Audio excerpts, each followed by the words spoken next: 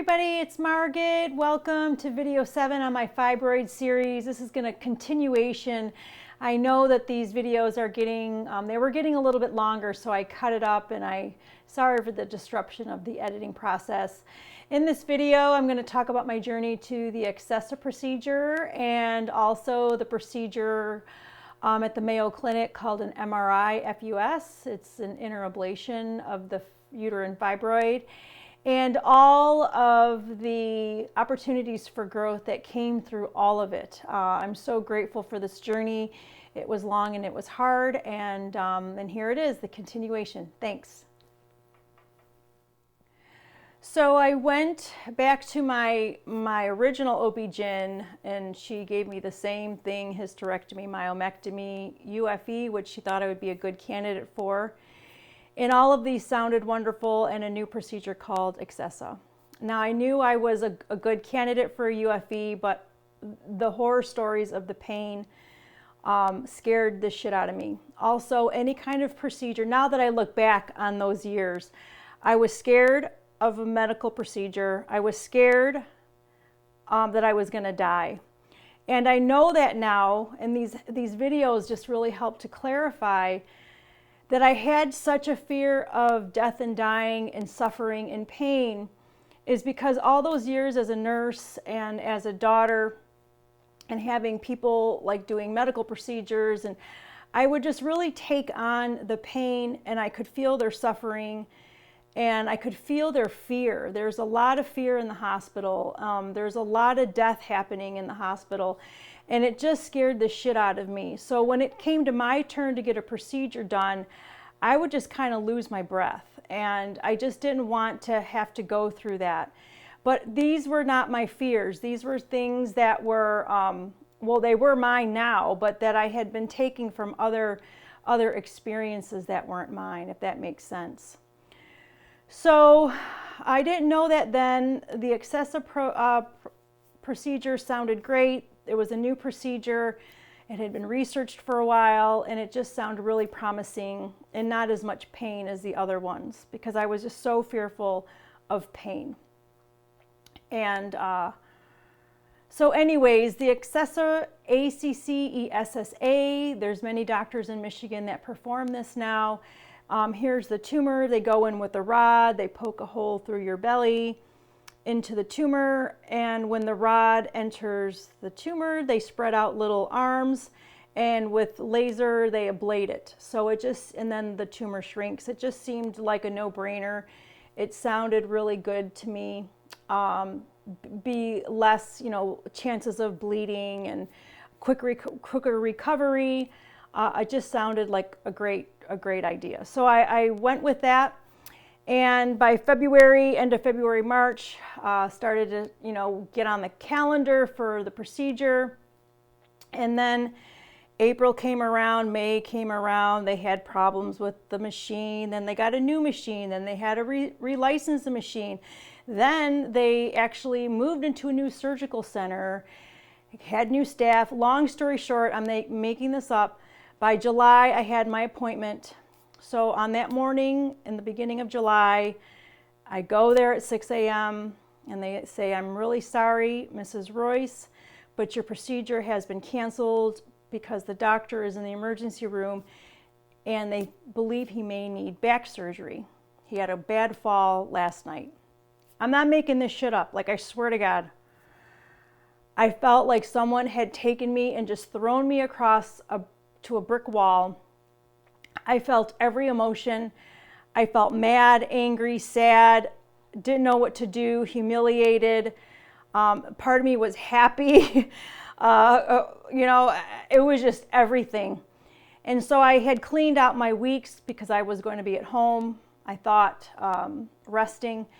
And so I went up north to my mom's place, and I let all the emotions out, especially all the anger and the rage that I was feeling, and the fear of what the fuck am I going to do now?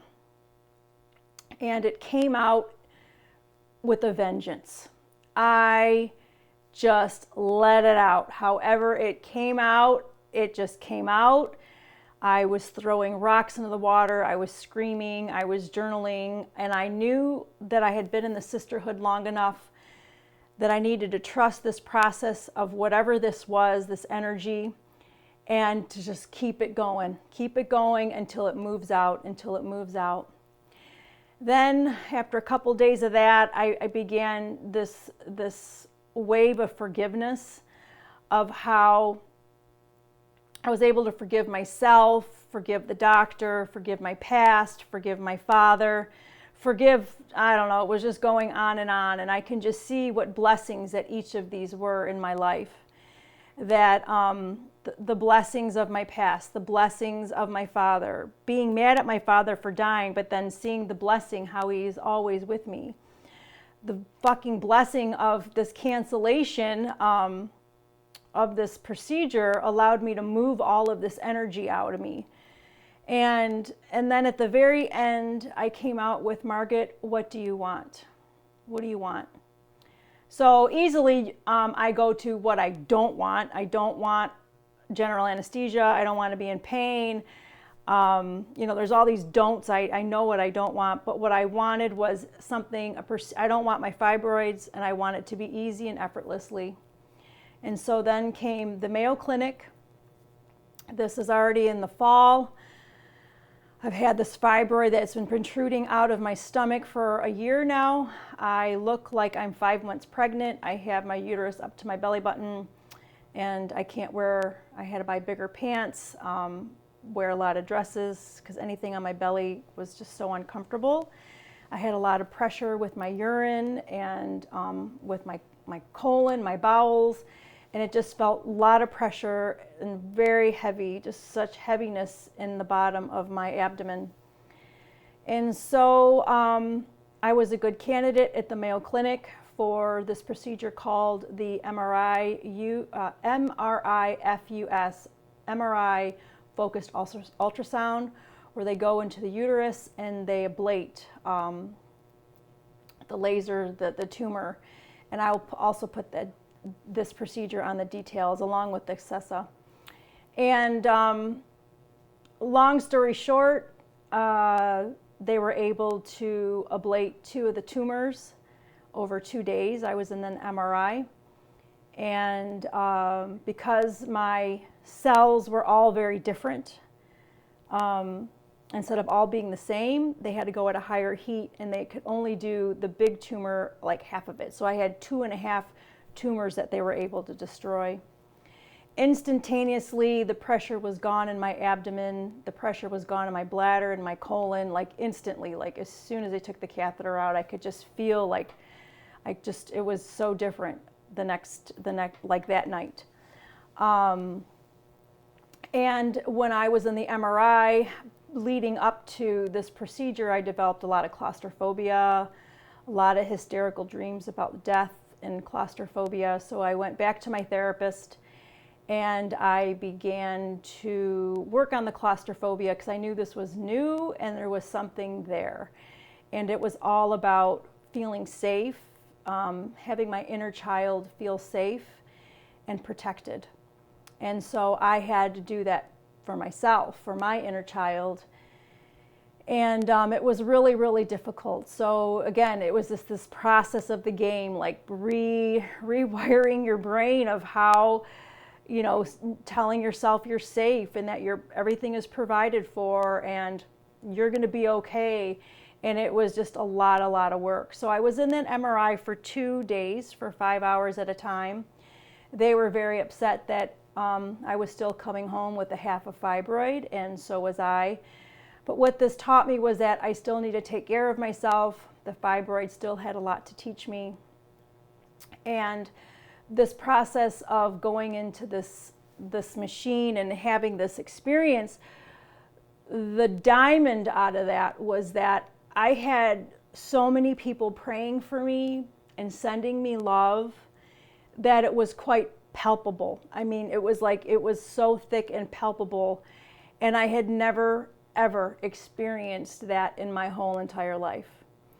And so it's interesting how the universe will play with you, but maybe, I know, not maybe, but I know in my heart of hearts that I had to go through this avenue of whatever, this whole story that I just told you, to get to this place of love.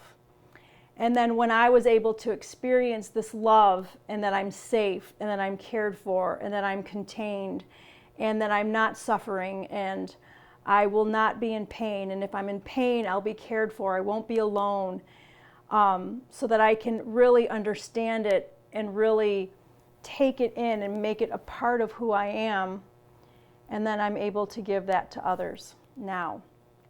But I wouldn't be able to do that if I didn't have that experience, instead of just staying that wounded daughter, that wounded child, and just being full of fear. Now I'm able to understand all of that.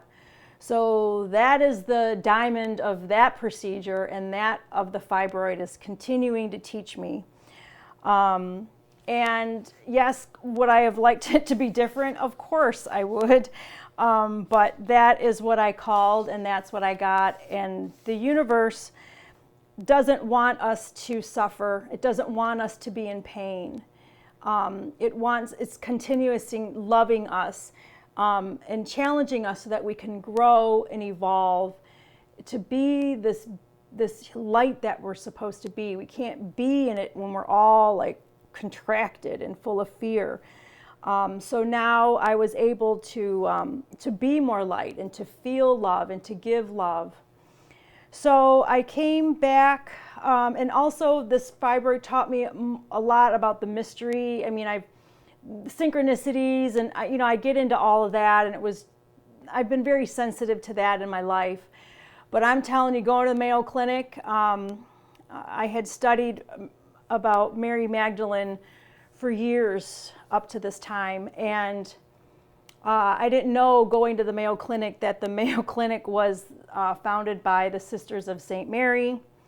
The nurse's name was Mary. The lab technician was Miriam. There was a Miriam Street, a Mary Street. I mean, I'm not joking. It's like every time I turned, there was Mary, and it was just like, you're going to be fine. You're going to be fine. You're going to be fine. And it just would just fill me up. I'm going to be fine. I'm going to be fine. So, so what I want you to understand is that wherever you are, just start looking for the subtle energies, the subtle things that are the most powerful. And there's always a lesson at the end. And this was my journey to get to this place of love and understanding that is so palpable that you can feel, so that I can fill myself up and then begin to radiate that into others, into the world. So I'm so grateful. The fibroid story continues. It's not over yet. I have another year. The Mayo Clinic, after the Mayo Clinic, I was good for about a year, and then I'll continue that in my other video.